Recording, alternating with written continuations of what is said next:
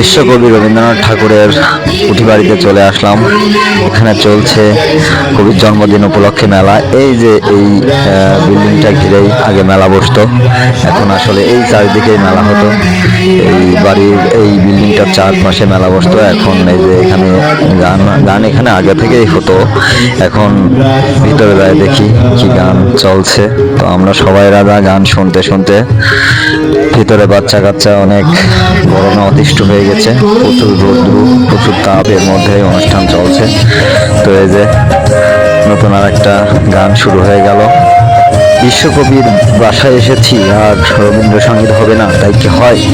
চলছে সুন্দর তালে তালে গান।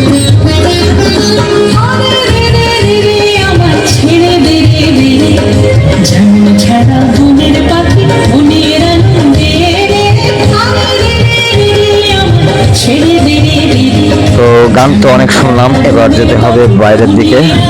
কবির জন্মদিন উপলক্ষে এখানে প্রতি বছরই আসলে এরকম অনুষ্ঠানের আয়োজন থাকে। 3 দিন ব্যাপী এই অনুষ্ঠানটা হয়ে থাকে। তো কবির জন্মদিন উপলক্ষে এরকম একটা আয়োজন আমাদের এলাকায় হয়। এটা খুবই আনন্দের এবং ভালো লাগার। সারা পৃথিবীর মানুষ চোখ মুখিয়ে থাকে যে এখানে অনুষ্ঠান কবে হবে। পিছনের ওই বাড়িটা ঘিরেই এখানে অনুষ্ঠান হতো। সামনে পুলিশের একটা চেকপোস্ট আছে, এর মধ্যে দিয়ে বেরিয়ে গেলাম। খুবই ভালো লাগলো, অসাধারণ একটা অনুষ্ঠান।